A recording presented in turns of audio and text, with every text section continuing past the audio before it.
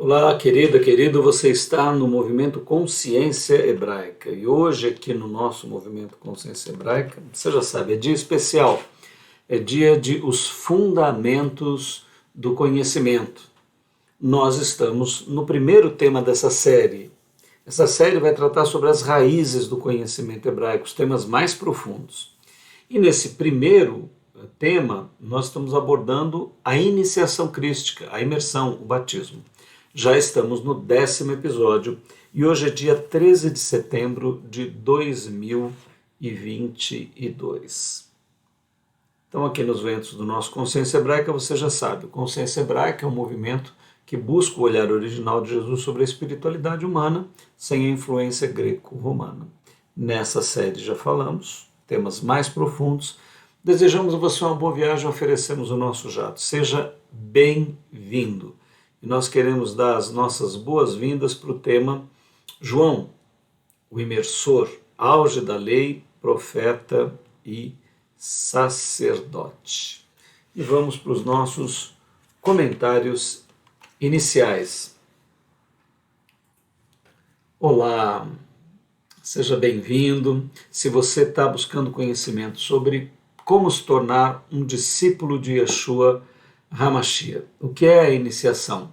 O que Jesus propôs para os seus discípulos que levantaram a mão e disseram sim para ele? Você está no lugar certo. E nós estamos trabalhando muito a identidade, firmando. Volte nos capítulos anteriores, os 8 capítulos, volte, veja como estamos trabalhando o tema. É só você entrar no Consciência Hebraica, lá no YouTube, playlist Fundamentos, você vai encontrar o primeiro tema lá. Então, vamos adiante. Hoje nós vamos ver coisas maravilhosas sobre a vida de João e de Jesus, que é o centro do nosso processo. João é o imersor, é quem vai iniciar o ritual da imersão, como iniciação dos sacerdotes da ordem de Melquisedeque. E Jesus, figura principal, vamos até ele e vamos compreender o que é essa iniciação, o que é ser discípulo de Yeshua HaMashiach. Nós vamos caminhar aqui, estamos vendo o nascimento de João, o imersor, João o Batista, que é o embaixador do Messias. Vamos ver aqui os pais de João, vários princípios de toda a história hebraica. E estamos lá em Lucas 1, continuando Lucas 1, e o texto está no verso 26. E diz assim: Ora, no 6º mês, foi o anjo Gabriel enviado por Deus a uma cidade da Galileia, chamada Nazaré, a uma virgem, desposada por um varão cujo nome era José, da casa de Davi, e o nome da virgem era Maria. E entrando o anjo onde ela estava, disse: Salve, agraciada, o Senhor é contigo.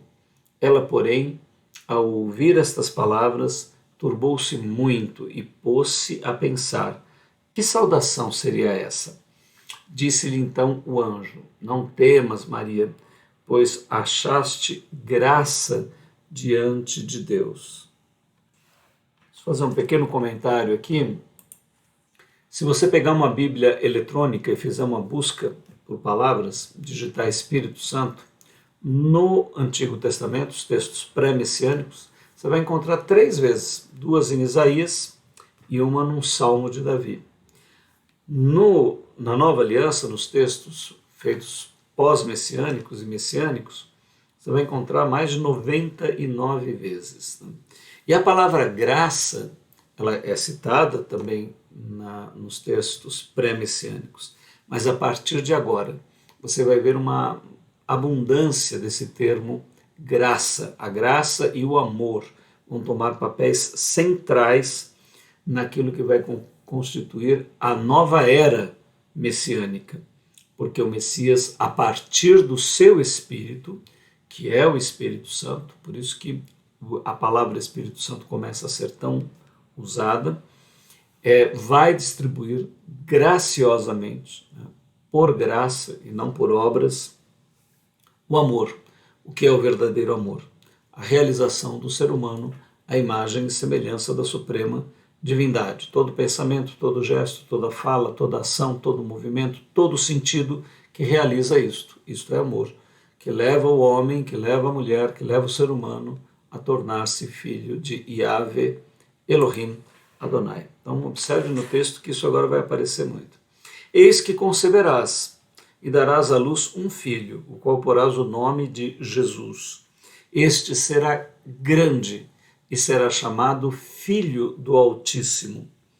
O Senhor Deus lhe dará o trono de seu pai Davi, de Davi, seu pai, e reinará eternamente.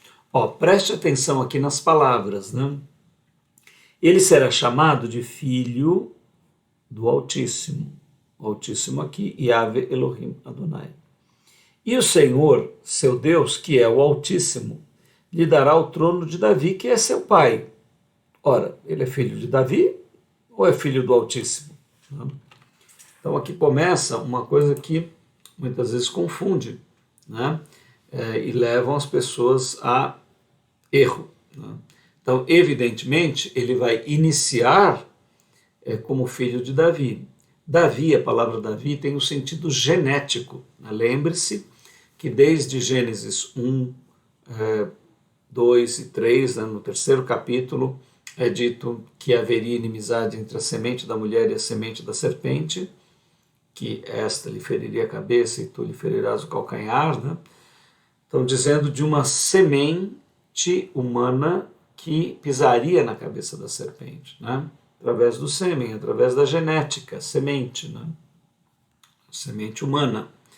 Então, o maior símbolo de Yahvé na união com o povo de Israel é a circuncisão, a área genética, né? A área genital, de onde são produzidos os genes. Então, Jesus é filho desta genética que foi dirigida pelo Altíssimo, né?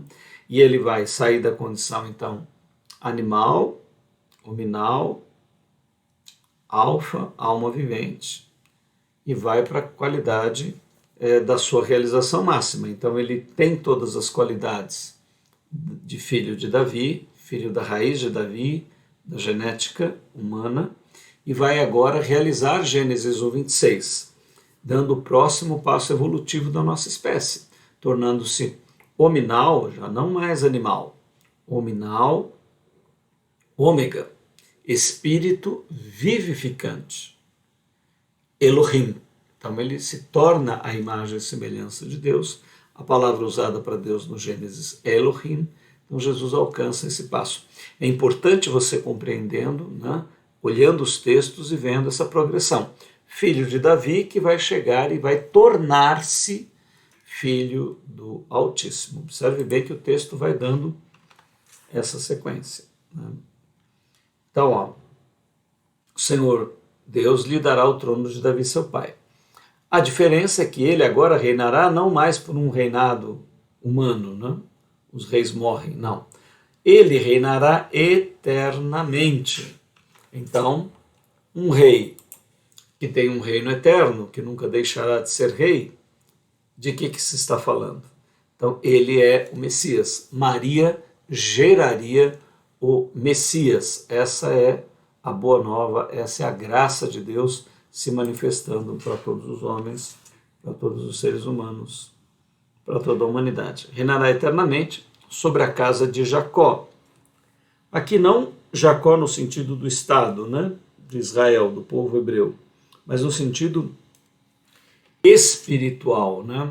Então, quando diz Jacó, diz todos aqueles que estão ligados na mesma videira que é Jesus. Essa ligação ou é genética ou é por iniciação espiritual. Então, quando você desce as águas, sai das águas, você foi enxertado na videira de Israel. Você passa a ser da descendência de Abraão. Você passa a se tornar um hebreu espiritualmente. O batismo é a tua iniciação na videira, é o teu enxerto na videira de Israel. Reinará eternamente sobre a casa de Jacó e seu reinado não terá fim. Então Maria perguntou ao anjo: como se fará isso, uma vez que não conheço varão? Olha, Maria faz a pergunta óbvia, né? Eu estou noiva, eu estou para casar. Como é que vai ser essa geração? Então, pergunta.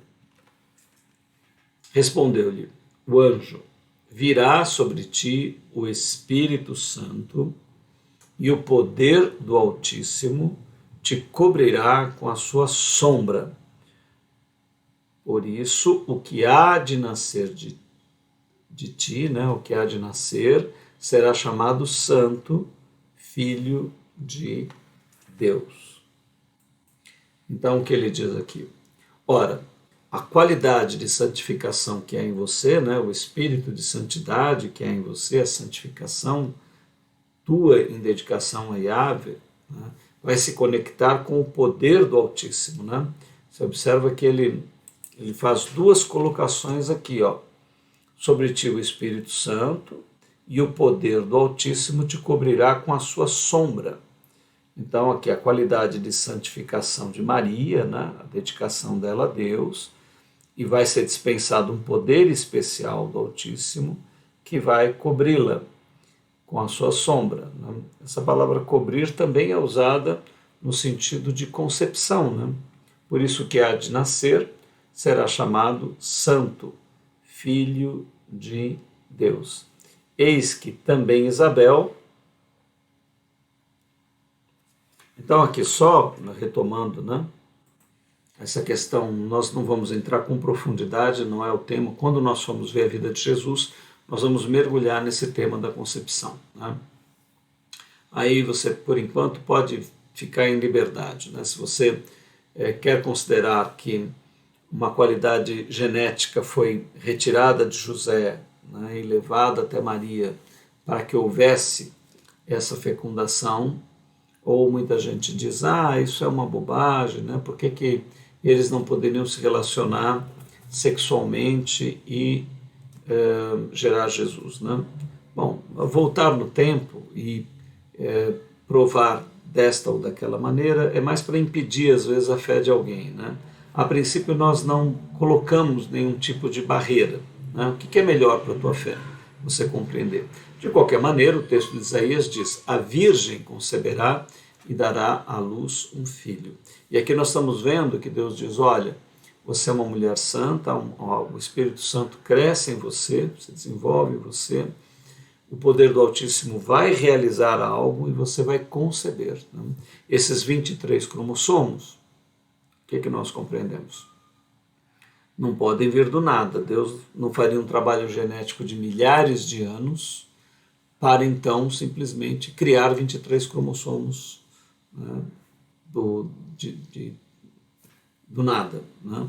Então, de alguma maneira, aí pode ser uma teleconcepção, né, uma concepção à distância, ou o material genético de José desintegrado, integrado através desse poder do Altíssimo no útero de Maria, e a descendência, ele está dizendo que ele seria filho de Davi. Né? A semente genética está em José e Maria, então foi necessário unir-se.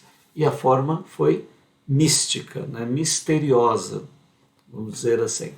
E nós não criamos barreira de entendimento a respeito disso. Né? De qualquer maneira, compreendemos, o material genético de José e de Maria foi unido no interior de Maria e, pelo que o texto diz, pelo poder do Altíssimo. Ela permanecendo virgem e tendo concebido com o material genético de José. Essa é a forma. E se você quer compreender de uma ou de outra maneira, para que não haja barreira, para que você chegue a Cristo, você tem essa liberdade. Isso não é fundamental, né? Não é essa a questão. Então, continuando aqui no nosso texto, os pais de João, vários princípios de toda a história, continuamos em Lucas, tu aparenta conceber um filho em sua velhice, né? E este é o 6º mês para aquela... Olha, vê que o anjo consola Maria dizendo...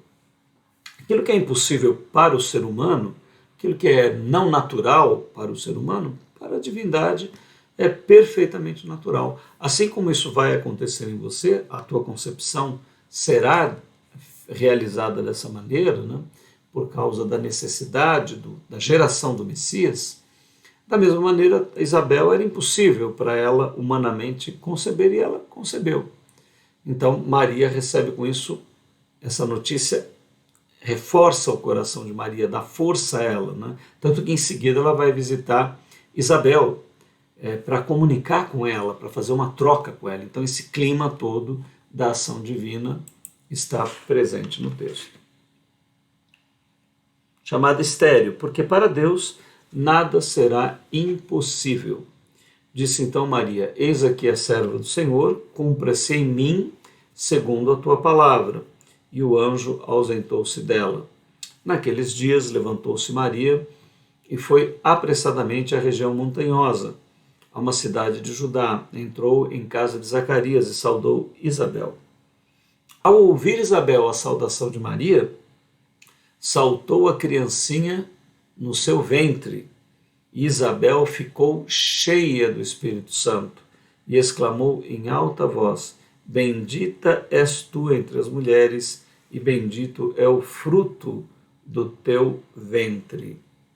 Donde me provém isto a mim, que venha visitar-me a mãe do meu Senhor.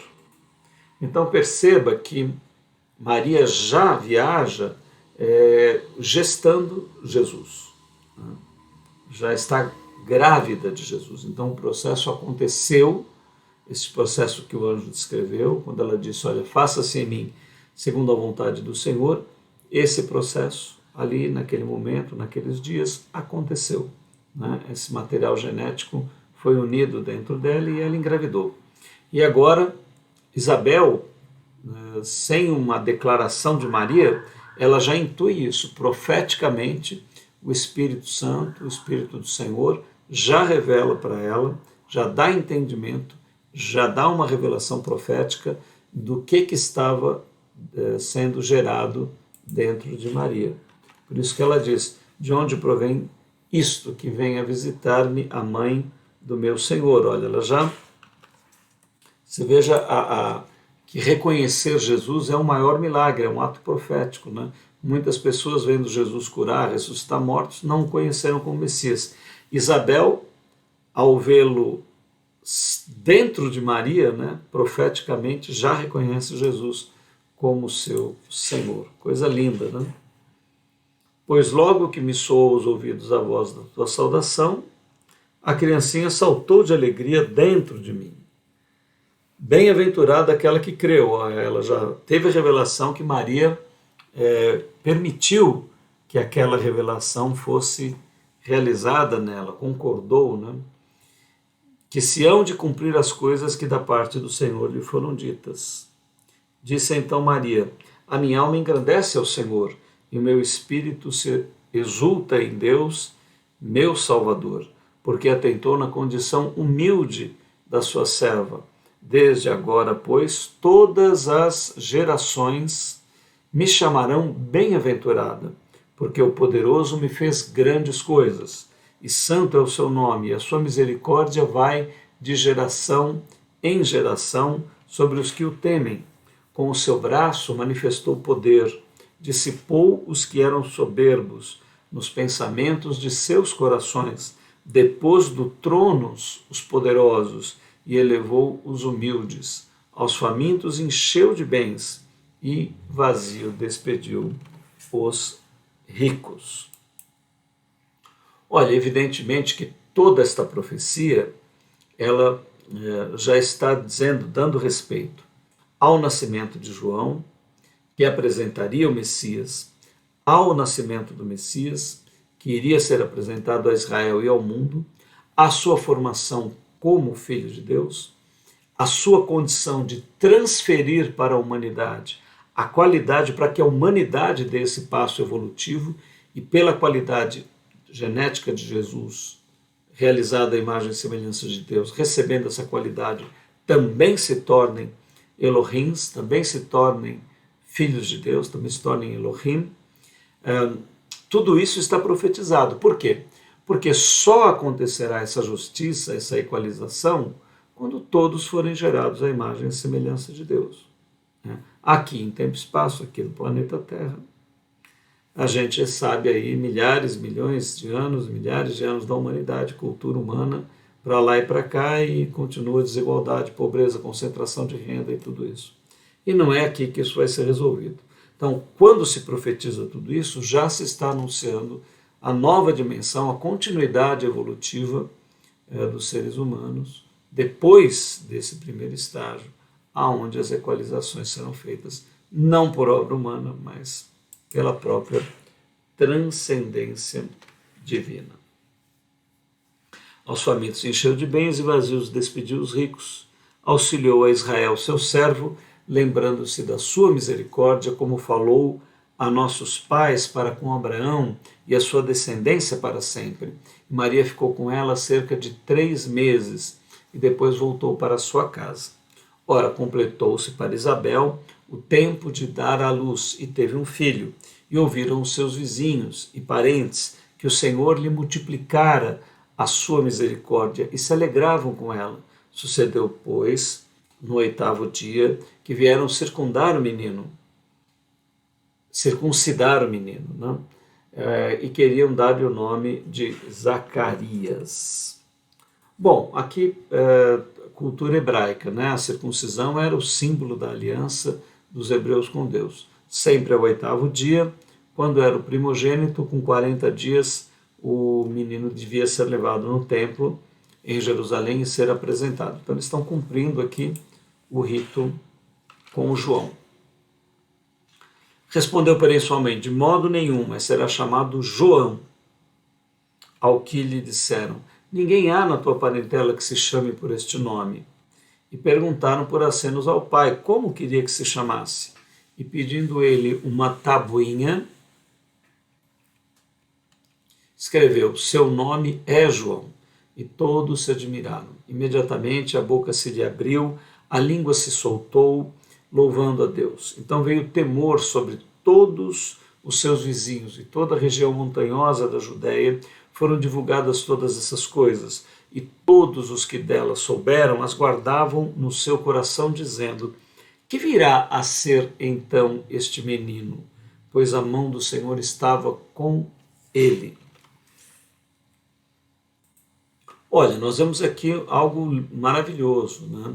As pessoas começam a perceber um movimento de era, sinais acontecendo na vida de Isabel, na vida de João, atos proféticos sendo feitos e tudo isso apontando para a era messiânica. Então todo esse espanto, toda essa admiração começa a tocar no coração das pessoas, né? E o texto diz, Zacarias, seu pai, ficou cheio do Espírito Santo e profetizou, dizendo, bendito seja o Senhor Deus de Israel, porque visitou e remiu o seu povo, e para nós fez surgir uma salvação. Olha, visitar, remir, né? É através da lei? É através do sangue de animais? É através do oferecimento? Não. Zacarias está profetizando. Olha, Jesus já está gerado no ventre de Maria, e ele nascerá, e ele se desenvolverá, e ele se aperfeiçoará, e ele será gerado à imagem e semelhança de Deus, como Elohim, e dele virá a qualidade genética para sermos gerados Elohim, o que é salvação. De quê? Da segunda morte, formação à imagem e semelhança da divindade. Veja tudo isso sendo revelado aqui, né? Uma salvação poderosa na casa de Davi, seu servo. Olha a parte genética, importantíssima, né? Casa de Davi. Assim como, desde os tempos antigos, tem anunciado pela boca dos seus santos profetas, para nos livrar dos nossos inimigos e da mão de todos os que nos odeiam, para usar de misericórdia com nossos pais e lembrar-se do seu santo pacto, do juramento que fez a Abraão, nosso pai. Você lembra, né? Senão nós temos na playlist aqui do Consciência o curso O Amanhecer da Consciência Hebraica, lá a gente está pegando a Bíblia desde o início. Então ali você vai ver Deus falando para Abraão que nele, em Abraão, seriam benditas todas as famílias da terra. Quando que isso vai acontecer? Agora, o Zacarias está dizendo, olha, a misericórdia não foi esquecida, a promessa será cumprida, o menino vai nascer da casa de Judá, da semente dos homens, de Davi, da genética hebraica. Este homem é gerado, é formado à imagem e semelhança de Deus e se torna modelo para a geração de toda a humanidade. Esse é o método messiânico, a própria divindade Yahvé Elohim Adonai em si determinou que não haveria outro processo. Não há como cada ser humano chegar a essa qualidade sozinho por qualquer outro método. Só há um método, só há um caminho, só há um processo, que é o genético crístico, alinhado num povo para toda a humanidade. Então isso vai ficando claro à medida que você vai recebendo o conhecimento. Conceder-nos que, libertados da mão dos nossos inimigos, os servíssemos sem temor. Evidentemente, este inimigo é o tempo, este inimigo é a morte. Muitos acabavam entendendo que era só nacional isso, que era o inimigo romano, que era o inimigo assírio, que era o inimigo persa, né? E tudo isso ficava horizontal. Mas, no sentido espiritual, a libertação, a realização é através da vida espiritual. Então o inimigo é a morte, o inimigo é o tempo, o inimigo é o abismo, o inimigo é as trevas. E só o Messias nos poderá dar vitória de todo esse processo. E continue em santidade e justiça perante Ele todos os dias da nossa vida. Duas palavras pouco esquecidas aí, né? na cristandade, no cristianismo. Santidade, separação, pureza, integridade e virtude. E justiça, harmonia com o sagrado, perante Ele todos os dias da nossa vida. E tu, menino, já se referindo a João, serás chamado profeta do Altíssimo, porque irás ante a face do Senhor a preparar os seus caminhos e para dar ao seu povo conhecimento da salvação, da remissão dos pecados, graças à entranhável misericórdia do nosso Deus. Então, se você observar bem no texto, você vai ver Zacarias compreendendo o papel do seu filho, entendendo que ele é o anunciador do Messias e que o Messias traz a graça e o amor, não mais pela lei, mas agora uma nova dimensão é revelada a Israel e a toda a humanidade. E ele então destaca essas palavras, né? A remissão dos pecados, que é aquilo que prende o homem ao tempo e que resulta na morte. E por graça, pela misericórdia, não mais pela lei. Né? A lei resultou no Messias, agora o Messias, em amor, nos realiza. Pelo qual nos há de visitar a aurora, né?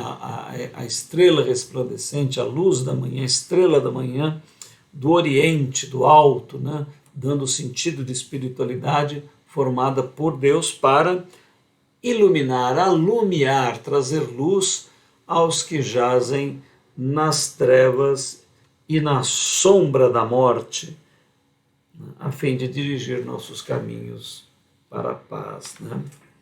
Ora, por que nós habitamos na sombra da morte, né? Nas trevas? Se você pegar aqui o nosso gráfico, a gente pode pegar o circular, que aí vai dar para você entender direitinho. Quer ver? Aqui no nosso gráfico circular. Olha lá. Aqui você vai poder entender bem. O planeta Terra aqui, o planeta Terra está no universo. Mas o universo está dentro de quê? O mundo jaz no maligno. Aqui está o abismo, tá? Envolvendo todo o universo. Então nós habitamos na sombra da morte, né? Habitamos em trevas. Aqui a luz vai raiar, vinda do infinito. Aqui a luz vai raiar e nos retirar da escravidão, da morte, da sombra da morte, e nos transportar para o reino do Filho do seu amor. Né? Primeiro dentro de nós mesmos, né? Ou seja, nossa consciência nasce aqui, na natureza anticrística. Então nós nascemos nas trevas, mas seremos arrancados do reino das trevas e transportados para a qualidade crística do nosso próprio ser, que é a altura, que é o infinito, porque esta qualidade, né, está relacionada com esta dimensão, que é o alto, né, que é o céu. Então é neste sentido que tudo isto se realiza. Então agora você consegue entender melhor aqui o texto, né? Olá, a fim de iluminar os que jazem, nós estamos morrendo nas trevas, se não for pelo Messias, vamos morrer.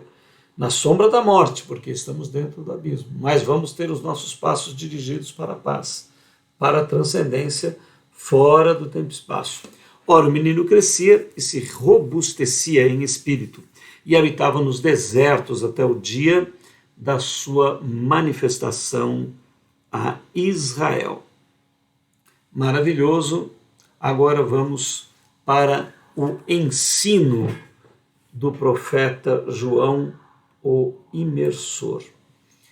Maravilhoso. Olha, vimos aqui, né, como o propósito da divindade está se manifestando, João sendo preparado, Jesus sendo preparado, nova dimensão, nova revelação, tudo vai se tornar realizado agora. Milhares de anos sendo profetizado que o Messias seria formado, eles realizando as festas, realizando todos aqueles ritos, muitas vezes sem entender devidamente, realizando a circuncisão, não entendendo devidamente o papel da genética, que havia uma genética sendo dirigida pela divindade para resultar num homem, até que em Maria e em José tem o resultado desses milhares de anos, o material é unido, o Messias formado, e agora nós vamos ver o que João ensina, a sua palavra, os seus ensinos, você vai ver a compreensão de João, como já uma nova dimensão, uma nova mentalidade começa a surgir. Vamos adiante, tem coisas lindas aqui para nós. Os textos que você vai ver a seguir são textos harmonizados, né? De onde que eles foram retirados? Mateus 3, de 1 a 12, Marcos 1, de 1 a 13, Lucas 3, João 1, de 1 a 40, João 3, de 22 a 36, mas nós misturamos, colocamos em sequência. Na tua Bíblia você vai encontrar eles separados, mas o texto está aí, né?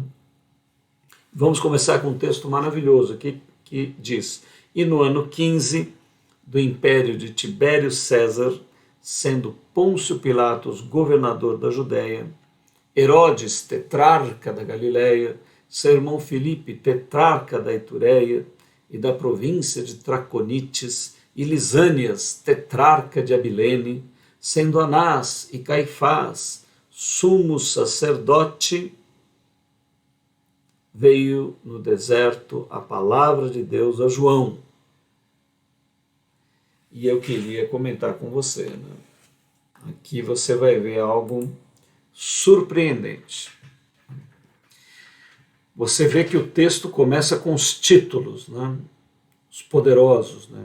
César, e Herodes, e Pilatos, e Anás, e Caifás, e Lisínias, enfim, todos os poderosos, né, que são listados aqui no texto que você está vendo.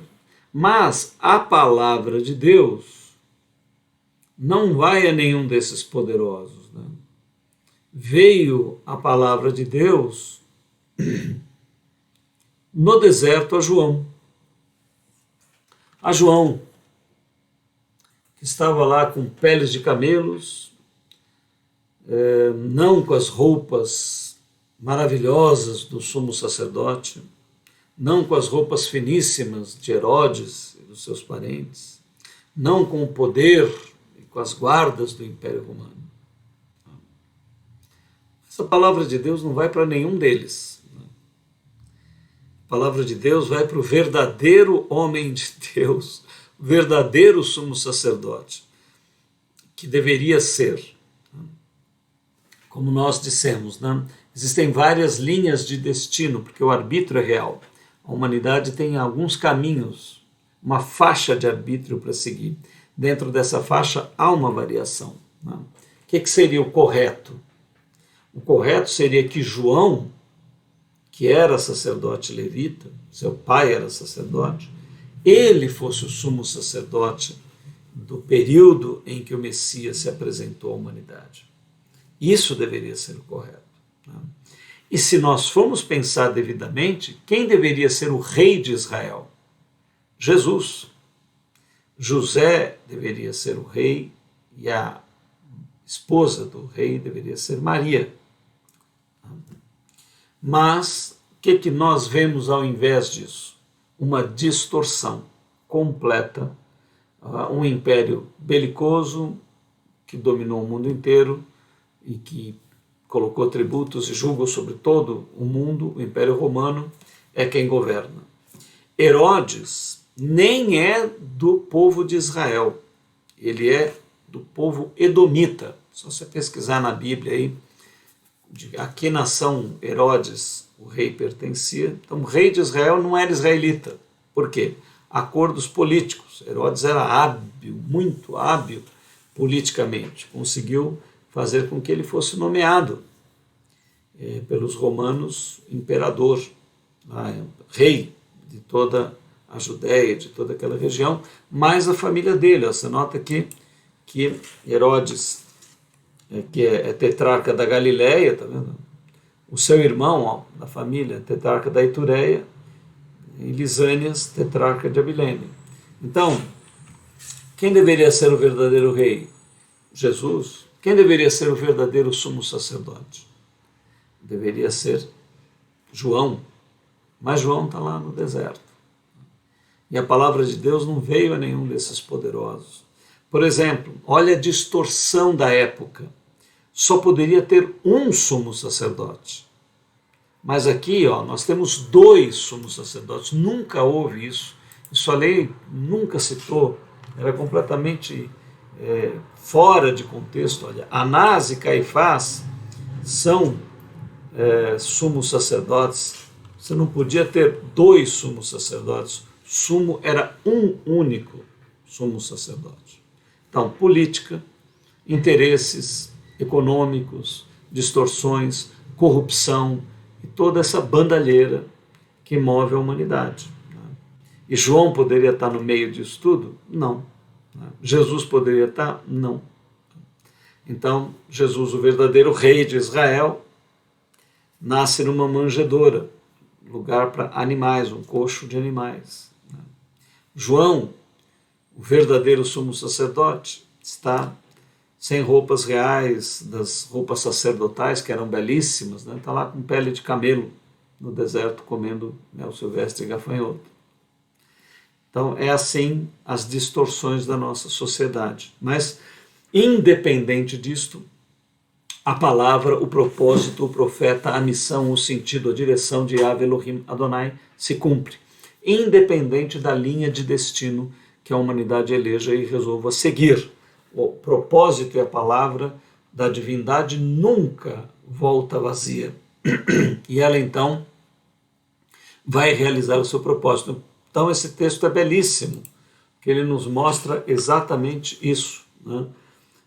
Sendo Tibério, o César, Pôncio Pilatos, governador, Herodes e tudo mais, tendo aí 2 sumos sacerdotes, veio no deserto a palavra de Deus a João.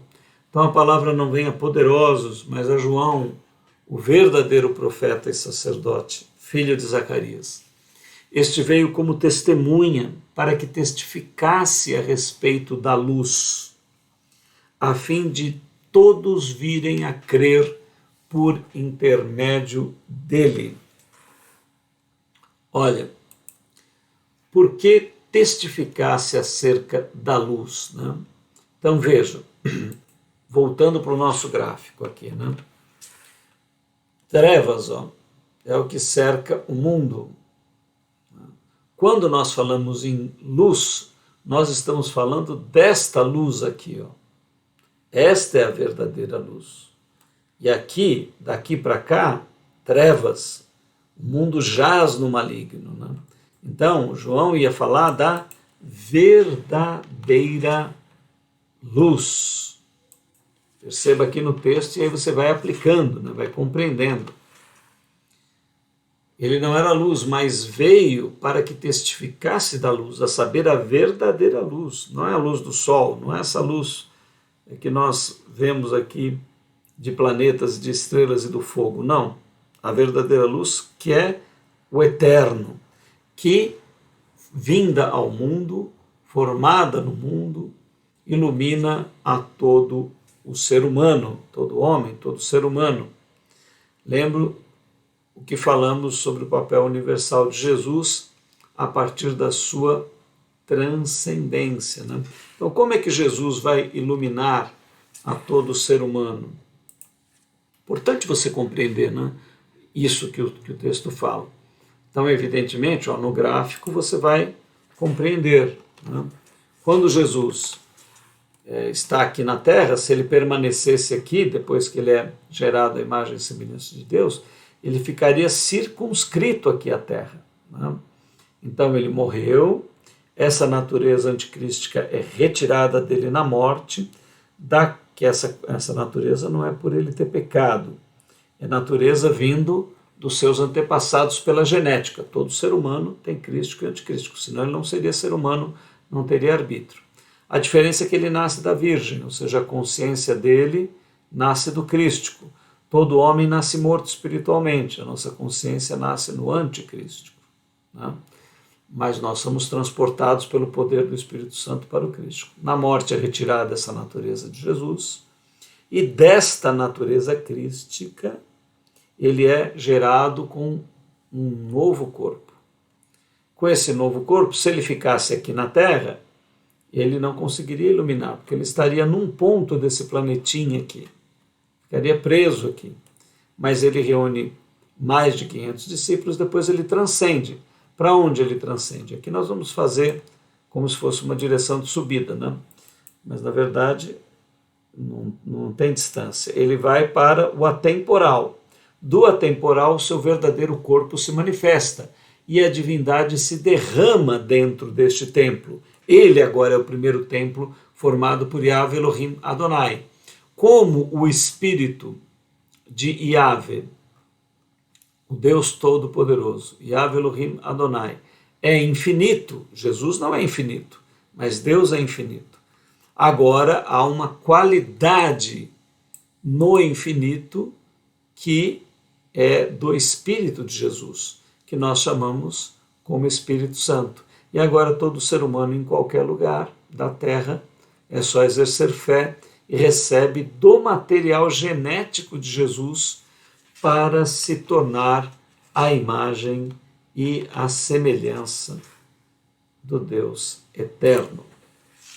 Olha, eu sei que é muita coisa para você compreender assim, mas você vai ficar pelo nosso canal aqui, com os estudos, você vai pouco a pouco desvendar essa coisa sem palavras, né? Nenhum ser humano poderia inventar algo como isso, né?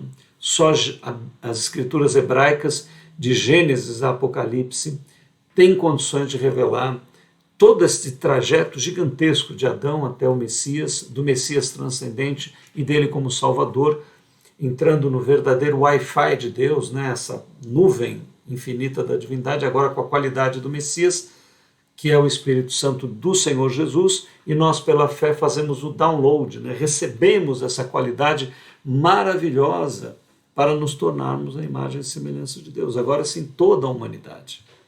Então, o Messias foi gerado por um povo que precisava concentrar essa qualidade crística. Agora, para todos nós, pela fé e pela graça e pelo amor e pela comunhão, nós recebemos essa qualidade e vamos transcender, vamos nos tornar a imagem e semelhança de Jesus, assim como ele foi formado a imagem e semelhança da divindade. Então tudo isso você vai compreender aqui, à medida que você fique no nosso canal, com os outros cursos, tudo isso você vai entender.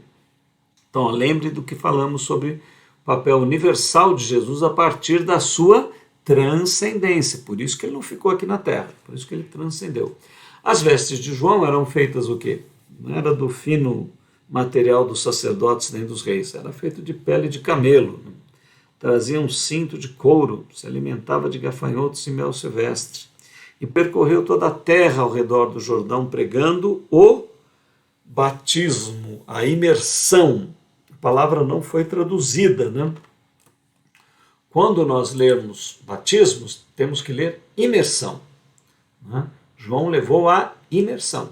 Então, para sermos realizados no símbolo, precisamos ser imersos, né? Esse é o símbolo natural. Ah, mas a pessoa não pode imergir, né, vai fazer por aspersão? Bom, aí são exceções, né? Mas havendo clima, havendo condição, por que não realizar o símbolo como ele verdadeiramente foi colocado? Pregando a imersão de arrependimento para perdão dos pecados, ó, arrependimento para o perdão de pecados, já não mais sacrifícios. Ó. Você percebe a mudança que está acontecendo aqui? Imagina para um hebreu que só conhecia o Yom Kippur, né, só acontecia o dia do perdão, os animais para tirar os pecados e coisa e tal, ouvirem isso agora. Que há um ser humano que vai retirar o pecado das pessoas. Né? Isso deu uma confusão, né? Por isso que um dos motivos pelo qual Jesus foi morto, mas isso estava cumprindo todas as profecias que estavam ali nas Escrituras. Né? Segundo a lei, isto é uma revolução. Olha lá. Então saíam a ter com ele Jerusalém, toda a Judéia e toda a circunvizinhança do Jordão, e eram por eles batizados no Rio Jordão, confessando os seus pecados, ó, tomada de consciência. Né? Então, o que é confissão? Primeiro, precisa ter o toque do Espírito Santo dentro para a pessoa se sentir um pecador. Né? Hoje a nossa sociedade está amortecendo tanto a nossa consciência, né? Drogando tanto a nossa consciência, que as pessoas não acham mais nada pecado. Então essa droga está sendo injetada no nosso sistema emocional, intelectual, espiritual e físico, e as pessoas estão vivendo de qualquer maneira. Não há mais erro, não há mais pecado, não há mais do que se arrepender. Né? A grande máxima hoje é só me arrependo do que não fiz. Né? Do que fiz não me arrependo nada, não tem mais arrependimento, não tem mais pecado. Né? Igrejas aí, ó, permitindo tudo, né? Desculpando tudo, colocando tudo como um subjetivismo. É o desejo da pessoa, não tem maldade, ela nasceu assim, ela é desse jeito, etc. Né? Isso não é compaixão nem misericórdia, isso não é confissão e perdão, isso é imposição de uma natureza distorcida que o ser humano tem dentro de si. Nós sabemos e temos também, mas é a prevalência dessa distorção de natureza em toda a sociedade. Por isso que não se fala mais em arrependimento, em confissão e perdão. Então, isso veio pelo grande mover do Espírito Santo dentro das pessoas, já promovido por João, grande energia que se espalha ali com a pregação de João, pelas suas palavras, pelo seu porte, né? Pela irradiação da qualidade de João e do próprio Messias, que também já está presente no ambiente. Tudo isso cria um clima em Israel e acontece uma grande revolução. E as pessoas vão até João arrependidas, confessando que erraram, que falharam. Então, este é um símbolo. E toda pessoa que levanta a mão para o Senhor Jesus e começa a estudar as Escrituras, vai vendo o lixo, né? As trevas, os erros, os pecados, as falhas que tem dentro de si. Todo mundo que é iluminado pelo Espírito Santo reconhece os seus pecados diante da palavra de Deus, né? E vai, na verdade, confessá-los a vida toda, porque algumas coisas são alteradas, mudadas, transformadas, mas o homem, o ser humano, a mulher, a sociedade, vai continuar pecando, né? Mas aí temos a graça de Deus, mas confessando, mas admitindo que aquele é um erro e um pecado, não afirmando, não desafiando, não distorcendo as Escrituras para simplesmente considerar tudo normal, natural, né? E não se fazer mais distinção entre o azedo e o doce, entre o bem e o mal, entre a luz e as trevas, dizendo que está tudo ok, está tudo certo. Então, não é esse o espírito do batismo, não é esse o espírito das Escrituras. Quem mergulha lá começa a entender as suas falhas, os seus erros, e vai à confissão, vai ao arrependimento. Então, isso nós vemos acontecer com os verdadeiros que vêm a Jesus, que se tornam discípulos de Jesus, tomada de consciência, né? E mudança dentro do possível, do que a pessoa já consegue alterar, né? Algumas mudanças imediatamente, outras a curto prazo, outras a médio, outras a longo. Algumas nem são mudadas, como o espinho da carne de Paulo, né? Que vocês aí vão ler, vão estudar com a gente, vão conhecer. Para a pessoa permanecer sempre humilde e em confissão, reconhecendo a graça e a misericórdia de Deus e não a sua própria capacidade para a realização do seu ser. Então o espinho permanece lá. Então ninguém pode acusar ninguém, isso é verdadeiro, né? Mas podemos acusar não a pessoa, mas a atitude dela, né? Em não reconhecer aquilo que está errado, querendo fantasiar determinadas situações humanas, aí dizerem que elas são naturais.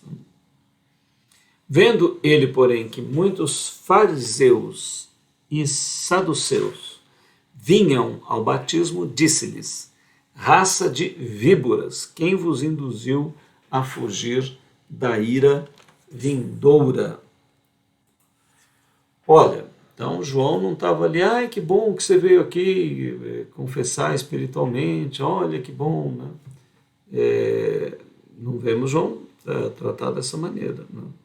João dizia, olha, que bom que vocês estão vindo aqui para vocês, porque vocês iam todos entrar na segunda morte, morrer. João via como profeta o que ia acontecer com todo aquele povo, e dizendo, ó, vocês vão fugir disso? Ok, estão tomando consciência, mas então saibam que ato vocês estão fazendo.